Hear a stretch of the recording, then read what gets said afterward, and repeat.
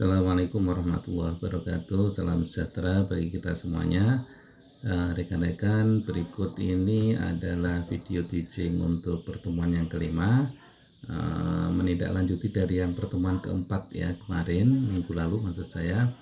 Kita akan mengambil studi kasus tentang the Israeli-Palestinian conflict ya. Tentu isu ini entah sudah seberapa sering yang kita dengar dan kita bahas ya, baik di mata kuliah yang berkenaan dengan misalkan studi strategis atau mungkin di dalam teori-teori hubungan internasional. Jadi sering sekali isu ini menjadi contoh. Nah, dalam pertemuan kali ini saya ingin mendapatkan nanti jawaban dari teman-teman sebagai sebuah assignment-nya ya, sebagai sebuah tugas setelah mendengarkan video teaching saya ini. Jadi pertemuan yang lalu kita membahas tentang nasionalisme dan identitas. Nah, sekarang makna identitas agak sedikit mengerucut ya. Jadi kalau kemarin kita berbicara sangat umum, nasionalisme itu apa, bagaimana dia terbentuk ya, dan kemudian apa yang membedakan dengan identitas. Nah, identitas yang dimaksud dalam pembahasan yang kali ini nanti lebih merujuk pada etnisitas atau kebangsaan ya, bangsa gitu ya. Jadi kayak kita suku begitulah ya, suku Jawa, suku Sunda, suku Madura, suku Minang. Nah itu sama sebenarnya, suku-suku itu sebenarnya ya bangsa gitu. Bangsa Jawa, bangsa Sunda, bangsa Madura, bangsa itu seperti itu. Nah, oke, mari kita mulai. Jadi rekan-rekan sekalian, kalau kita merujuk pada makna dari nasionalisme dan identity ya, itu ada sebenarnya lebih memfokus pada antara warga negara ya, atau nasionalisme itu, dan identity itu adalah warga bangsa gitu ya. Jadi nanti dalam pembahasan agak ke bawah mungkin agak sedikit terang gitu ya. Jadi kalau kita sadari konflik Israel-Palestina memberikan studi kasus yang baik ya, yang menarik, yang tadi sudah saya sampaikan. Nah, tentu isu itu dimulai ketika pembentukan negara Israel itu terjadi pada tahun 1948. Nah, Israel telah memisahkan gagasan antara kebangsaan ya dari kewarganegaraan. Ya. Jadi identity ya, dari nasionalisme gitu. Jadi dengan memperlakukan penduduk Yahudi atau Jewish itu sebagai warga negara dan warga bangsa, sedangkan penduduk asli Palestina dianggap sebagai warga negara saja ya, bukan warga bangsa. Nah, minggu lalu kan saya sudah membahasnya ya, warga Palestina itu tentu berbangsa Arab ya, identitasnya Arab, sementara warga negara Israel ya itu berkebangsaan Yahudi gitu ya. Nah, perbedaan ini diresmikan jadi lebih tentara lagi ya oleh Israel pada tahun 2018, baru kemarin gampangnya ya, baru sekitar 4 tahun yang lalu, ketika parlemen Israel mengesahkan, nah ini ya, bisa dilihat di sini nih ya, 2018 ketika parlemen Israel mengesahkan undang-undang negara bangsa Yahudi. Nah, negara bangsa inilah yang sering kita sebut dengan, yang minggu lalu juga sudah kita bahas ya, nation state. Kadang-kadang ada dasnya ini, kadang-kadang enggak ya. Jadi nation state, negara bangsa. Nah, contoh kalau negara bangsa bagi kita ya, kita udah menyatu menjadi bangsa Indonesia ya, meskipun tadi saya sebut ada suku ini suku itu ya, atau bangsa ini bangsa itu, tapi kita udah melebur menjadi satu ketika ada Sumpah Pemuda menjadi bangsa yang satu, bangsa Indonesia Jadi bangsa kita ini, kita semua ya, Anda saya ini adalah bangsanya bangsa Indonesia. Nah, bagi Israel itu sangat dibedakan. Jadi Israel is Jewish gitu ya, while Palestinian is Arab gitu.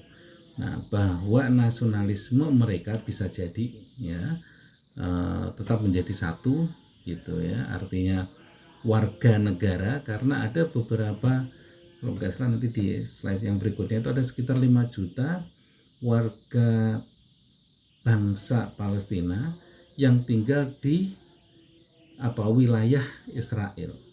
Ya, jadi dia tetap warga negara Israel, tetapi bukan warga bangsa, karena bangsa ini, orang Palestina ini adalah berbangsa Arab. Nah, seperti itu ya. Nah, selanjutnya atau saya bacakan lagi aja ya.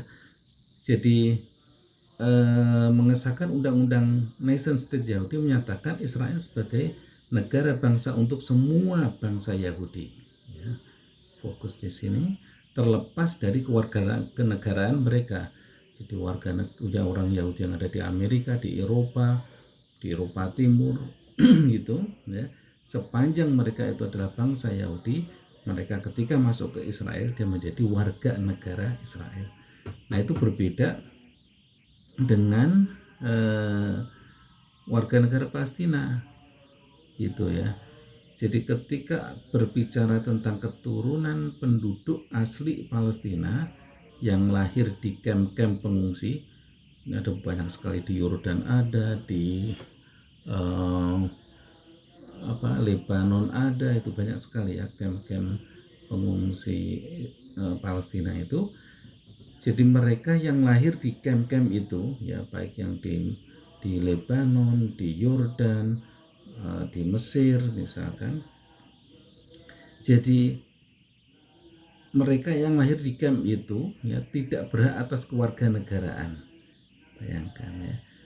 Dan melanggar hukum internasional ya, jika mereka masuk ya tidak diizinkan untuk kembali ke rumah mereka. Jadi ini yang terjadi ya, betapa pembedaan itu ya tidak didasarkan atas warga negara, tetapi dibedakan antara atau dengan warga bangsa ya. Jadi ketika kita berbicara warga negara, pertemuan yang lalu itu ya ada kesamaan teritori, ada kesamaan sejarah seperti itu. Tetapi ketika kita berbicara warga bangsa ya, untuk dua kasus ini ya, yaitu antara Arab ya dan Yahudi. Nah, di sini yang membedakan. Jadi ketika Arab dia tidak boleh masuk ke Israel, tapi ketika Yahudi meskipun dia dari mana warga negaranya, ketika dia masuk ke negara Israel dia menjadi warga negara dan warga bangsa Israel. Gitu. Oke, jadi itu yang pertama, slide yang pertama teman-teman. Jadi kita bisa membacanya lebih detail di sini juga. Jadi sebagian besar orang Palestina dipersatukan oleh ya nasionalisme historis, teritorial. Nah, ini tentu ketika kita membaca orang-orang Palestina yang tidak hanya tinggal di tepi barat dan di jalur Gaza ya, tetapi mereka yang tinggal di luar negara itu, maksudnya di luar teritori West Bank dan jalur Gaza itu tentu mereka sangat banyak, jauh lebih banyak dari yang hanya tinggal di tanah Palestina itu ya. Jadi mereka tetap bersatu ya, mereka mempunyai semacam asosiasi gitu ya, diaspora Palestina ya, bahkan di kita tidak terlalu kuat masa di Indonesia, tapi di Malaysia sangat kuat gitu ya. Solidaritas mereka internasional juga sangat kuat. Jadi nasionalisme historis, teritorial dan anti kolonial itu sangat kuat ya, dari mereka orang-orang Palestina, baik yang ada di dalam di tanah Palestina ya, di dua tempat tadi itu, jalur Gaza dan tepi barat, dan mereka yang ada di luar itu ya, baik yang ada di camp-camp di dekat negara itu seperti di Lebanon, Yordan tadi saya sampaikan, tapi juga yang ada di luar dua negara itu. Nah, sementara yang bagi Israel kebangsaan dan kewarganegaraan itu dimotivasi oleh rasa nasionalisme agama, ya. Ina tadi itu, jadi Yahudi itu atau Jewish itu orangnya, ya, atau Jew itu kebangsaannya. Jadi antara nama bangsa dan nama agama itu sama mereka, ya, orang Yahudi agama Yahudi, ya. Kalau kita orang agama Islam, orang Muslim itu hanya istilah. Maksudnya istilah itu ada banyak orang Muslim di dunia Arab, ya, ada banyak orang Muslim di dunia Eropa, di dunia Asia, gitu ya. Sementara Yahudi kan tidak begitu banyak seperti, ya, orang Islam itu, sehingga nama itu menjadi satu kesatuan bagi mereka, seperti itu, ya. Kemudian kita lanjutkan. Sementara untuk penentuan nasib sendiri secara politis adalah prinsip menuntun nasionalisme Palestina, tentu karena mereka masih tetap merasa dijajah, ya, dan memang belum merdeka sampai hari ini, ya. Bagi sebagian besar orang Israel pentingnya terletak pada keyahudian negara. Nah, ini tadi yang saya sebut, ya, antara nama bangsa atau nama etnis itu sama dengan nama agama, ya, agama Yahudi itu, ya. Jadi mereka kemudian semacam menjadikan identitas diri dan identitas keagamaannya itu betul-betul menyatu, gitu, ya. Saya kira penganut agama yang lain juga sama, ya, baik Nasrani, Islam, Buddha, Hindu, gitu. Tetapi refleksi terhadap kebangsaan dan keagamaan itu tidak terkait dengan teritorial.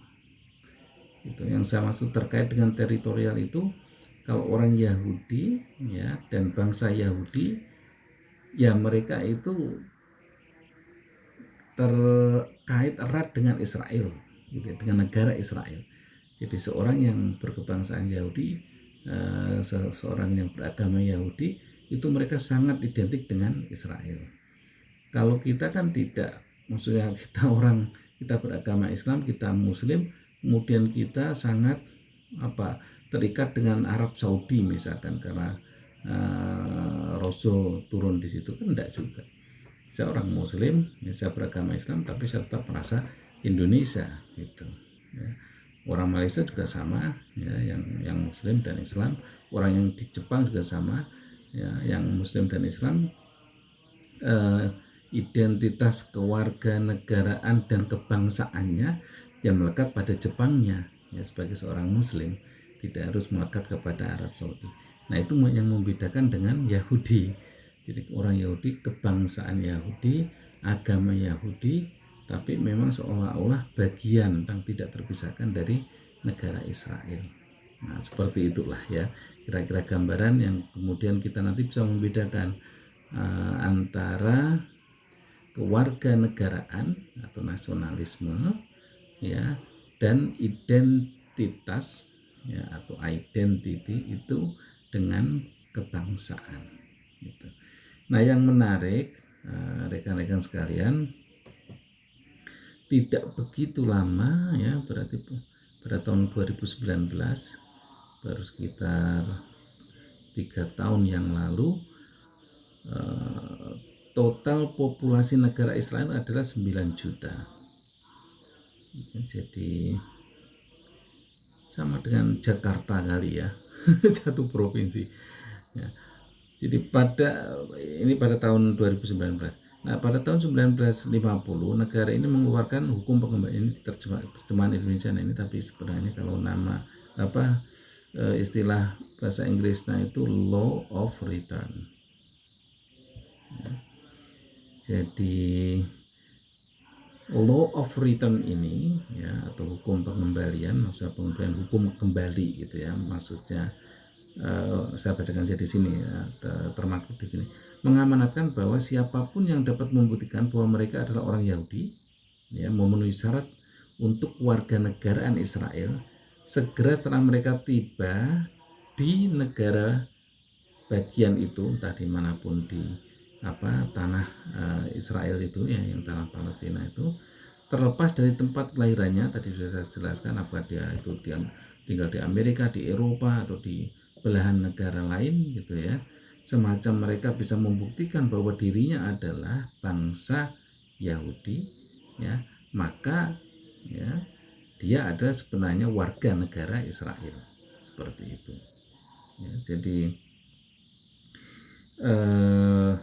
lagi-lagi yang mengidentifikasi bahwa seseorang itu adalah warga Israel ya, itu tidak hanya karena kewarganegaraannya, tapi juga terutama kebangsaannya itu, seperti itu ya. Nah, ini nanti saya akan coba memberikan tugas pada Anda. Kalau begitu, kira-kira untuk menyelesaikan masalah konflik Palestina dan Israel menurut Anda ya, itu seperti apa gitu ya. Apakah berdasarkan nasionalismenya atau berdasarkan pada identity atau kebangsaannya itu tadi ya, etnisitas itu. Ya, seperti itu ya rekan-rekan. Ini paragraf ini yang terakhir ini sebenarnya itu mendukung dari yang telah di atas ini tadi ya. Hanya dia lebih ke arah hitungan kuantitinya ya. Jadi kita tidak bisa membayangkan ketika usai perang 1948 itu ya, karena Arab kalah ya, jadi koalisi Arab yang membantu Palestina kalah, kemudian ada pengusiran gitu ya, dan itu cukup banyak ya warga. Kalau Anda bisa menggali lebih dalam peristiwa Nakbah itu ya, nah itu berapa, itu hampir 700-an ribu orang Palestina yang harus keluar ya dari rumah dan tanah mereka, kemudian diduduki oleh Israel ya. Oke, itu sebagai tambahannya. Kemudian selanjutnya ini dalam statistik ya, jadi ini adalah daerah yang memang Palestina kuasai ya. Jadi saya lihatkan di yang ini agak besar sama dengan yang sana tadi. Jadi kalau berbicara tentang Gaza ya, hanya segini ini ya. Kemudian ini adalah West Bank. Nah, peta ini sebenarnya ya, peta ini kalau kita membaca yang di sini ini, territories occupied by Israel in June 1967. Jadi tahun 1967 luas Israel itu gampangnya ya. Nah, yang sebenarnya itu ada tanah Palestina itu segini luasnya ya. Nah, yang hitam di bawah ini, mulai garis ini ya, dia sekarang menjadi Mesir. Tapi tahun 67 ini bagian dari Israel gitu ya. Nah, kembali kepada yang statistik tadi itu, jadi orang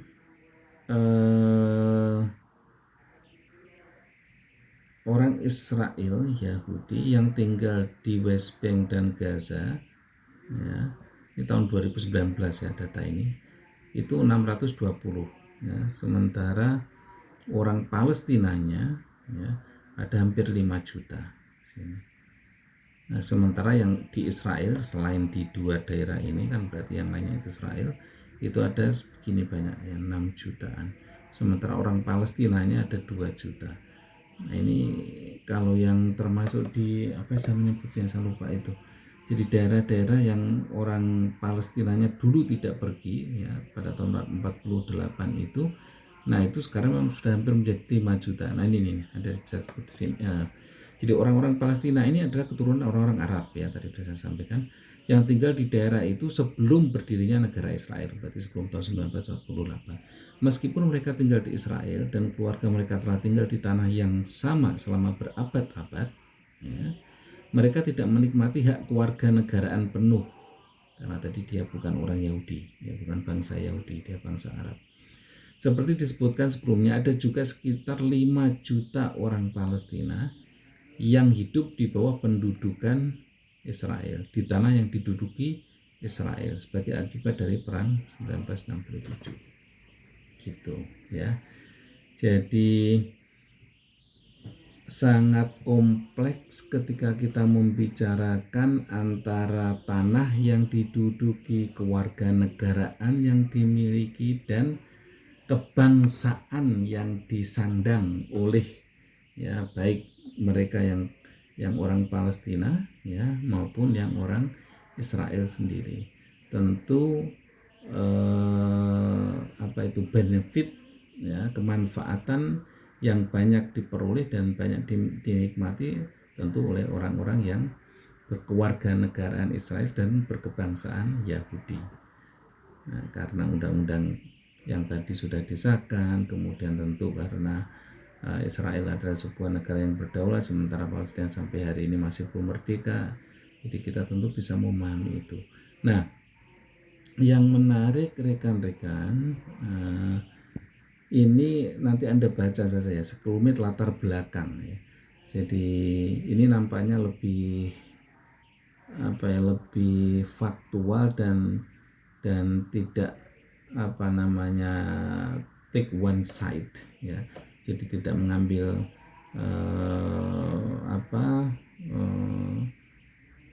mengambil berat satu sisi gitu ya. Jadi buku ini ya, buku yang sama, sumber yang saya sudah berikan pada Anda sekalian ya, dalam bahasa Inggris itu. Jadi ketika Anda membaca ini sebenarnya kemudian paham ya. Jadi sebenarnya negara Israel itu dibentuk oleh siapa, akibat dari kejadian apa gitu ya. Jadi kita memahaminya itu sebagai sebuah fakta ya. Jadi tidak boleh menyalahkan pihak-pihak tertentu atau menggerutui pihak-pihak tertentu, bukan. Tapi itulah faktanya ya. Jadi fakta yang ada ketika memang konsekuensi dari sebuah peperangan, konsekuensi dari sebuah sistem kapitalisme dan kolonialisme gitu ya. Ya jadi begitulah kemudian akibatnya ya. Nanti Anda bisa baca sendiri ya. Ini sebenarnya kalau di dalam buku yang aslinya panjang, tapi saya ambil 2 paragraf yang sangat esensial ya, yang bisa menjadi pembuka pintu pemahaman ya terhadap bagaimana sebuah negara Israel itu dibentuk. Oke, kemudian next. Nah, ini yang kita akan jadikan sebagai gong terakhirnya gitu ya. Nasionalisme dan masa depan. Oke, secara historis saya akan baca saja. Secara historis, sistem kenegaraan dan nasionalisme relatif masih muda ya. Ingat kuliah kita minggu yang lalu itu dimulai adanya revolusi Perancis ya, Napoleon Bonaparte itu. Jadi sebelumnya empire, jadi orang seolah-olah tidak mempunyai hak terhadap dirinya. Ya dia hanya patuh pada ratu, pada raja gitu. Tapi setelah itu ada revolusi Perancis, kemudian ada hak-hak individu. Nah dari hak-hak individu itulah kemudian menciptakan sebuah state. Ya, evolusi state kita sudah diskusikan juga. Nah, namun keduanya memiliki dampak yang sangat kuat ya pada kehidupan kita. seperti dalam beberapa ratus tahun terakhir ya, kita mulai menghitung mungkin abad 19 lah ya, ketika adanya Perang Dunia I ya. Ya, itu kan sebagai dampak juga ya, akibat dari situasi yang di Eropa ya. Oke. Jadi nasionalisme akan terus memainkan peran penting di dunia ya, dengan menyatukan orang dan membentuk identitas mereka. Nah, identitas ini sekali lagi ya, kita atau identity ya, yang sering saya sebut sebelumnya. Jadi kita lebih menyebutnya pada atau lebih merujuknya pada etnisitas ya, etnis ya, atau bangsa ya. Jadi dalam konteks pembahasan kita hari ini, bangsa yang dimaksud adalah bangsa Arab ya untuk Palestina ya, dan Yahudi untuk Israel gitu ya. Nah, tadi kalau untuk kita sudah saya bilang ya, meskipun kita ada bangsa Jawa, bangsa Sunda, bangsa Madura, bangsa Minang, bangsa Batak itu ya, atau suku-suku itu ya, bahasa lainnya kalau kita mengenalnya, tetapi kita sudah menyatakan diri sebagai sebuah satu bangsa ya, bangsa Indonesia. Udah selesai berarti di sana itu. Nah, ini juga akan menjadi peran akan memainkan peran penting ya, di mana kelompok-kelompok mencari penentuan nasib sendiri ya. Ini yang selalu menjadi perjuangan lah itu dari setiap mereka yang berbeda ya, misalkan di church-nya atau di Quebec yang Kanada ya, karena mereka mempunyai bahasa yang berbeda ya. Mereka mempunyai bahasa Prancis sementara yang lain bahasa Inggris gitu ya. Nah, atau juga di daerah-daerah yang dilanda perang ya, ini yang kita bicarakan ya. Dan konflik di Irak ini terutama untuk Kurdi ya. Jadi merasa bangsa Kurdi itu bukan bangsa Arab ya, sementara Irak itu menyatakan memang negara Arab, jadi seolah-olah mereka ingin menentukan nasib sendiri. Nah, ini hanya sebagai penjelas saja ya. Jadi teman-teman bagaimana kemudian tantangan masa depan itu berkenaan dengan masalah nasionalisme itu. Jadi globalisasi ya menjadi hal yang sangat mempengaruhi ya, karena kemudian globalisasi itu menghilangkan batas-batas kedaulatan negara gitu ya. Jadi karena tidak adanya batas itu, kemudian seolah-olah tidak memerlukan lagi itu yang namanya kewarganegaraan maupun kebangsaan ya. Nanti kita bisa bahas dalam kesempatan yang lain. Nah, saya ingin sedikit menambahkan ya di akhir dari perkuliahan ini berkenaan dengan tugas Anda. Tugas Anda sebenarnya nulis sedikit aja, paragraf 1 gitu, berkenaan kalau menurut Anda kira-kira untuk solusi konflik Palestina Israel ini ya, berdasarkan kajian nasionalisme dan identity ini atau warga negara dan warga bangsa itu seperti apa enaknya gitu ya. Maksudnya enaknya itu bukan bukan berarti tanpa ada landasan atau rujukan konsep atau teori ya, tapi maksud saya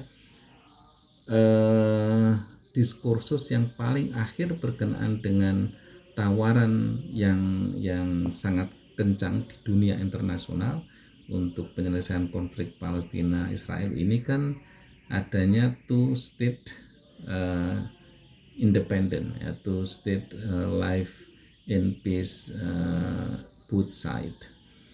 Jadi solusi dua negara yang merdeka hidup berdampingan secara damai gitu. Itu diskursus ya atau wacana untuk penyelesaian Palestina Israel saat ini. Jadi harus ada Palestina merdeka juga karena Israel sudah sebuah negara, seperti itu. Atau misalkan saja menurut saya misalkan ini ya, negara itu dibentuk memang berdasarkan kewarganegaraan ya. bukan warga bangsa. Jadi kalau warga bangsa kita berbicara Palestina Arab, Israel Yahudi gitu ya. Tapi kalau kita berbicara tentang warga negara ya, berarti memang sejarahnya kan itu tanahnya Palestina. Berarti nanti ya warga negara Palestina gitu. Cuman isinya ya ada bangsa Arab yang adalah Palestina dan ada bangsa Yahudi ya yang adalah Israel saat ini. Jadi satu negara ya ada dua warga negara, ada dua macam warga negara gitu. Jadi warga bangsa Arab, satu negara ya dengan satu kewarganegaraan yang terdiri dari dua bangsa. Nah, itulah ya. Semoga strukturnya ini bisa dipahami. Jadi satu negara bukan two state solution tapi one state solution ya. Satu warga negara ya, namanya warga negara Palestina gitu ya. Maksudnya kewarganegaraannya negara Palestina gitu. Cuman bangsanya ada bangsa Arab dan bangsa Yahudi. Apa semacam itu, atau mungkin Anda punya pendapat lain ya, tetap misalkan nggak bisa Pak, tetap harus dua negara ya dengan dua bangsa gitu, atau mungkin satu negara namanya negara Israel gitu, tetapi ada dua bangsa gitu ya. Tadi yang saya bilang satu negara Palestina ada dua bangsa, tapi Anda mungkin berpendapat satu negara namanya negara Israel ya ada dua bangsa atau apapun ya, berdasarkan pemahaman Anda terhadap masalah nasionalisme dan masalah kebangsaan ini ya, atau identity. Saya kira demikian ya rekan-rekan, semoga bisa dipaham. Sekali lagi ini saya agak perbesar yang petanya tadi sudah saya jelaskan ya, semoga bisa menambah sedikit pemahaman ya bagi kita semua. Bukan kita memfokus pada konfliknya, tetapi pada pendekatan baru berdasar pada persoalan kewarganegaraan ya dan kebangsaan ya, dalam mencari mencari resolusi konflik ya di dalam masalah Israeli Palestina ini. Saya kira demikian, semoga bermanfaat. Sekali lagi saya akhiri, assalamualaikum warahmatullahi wabarakatuh.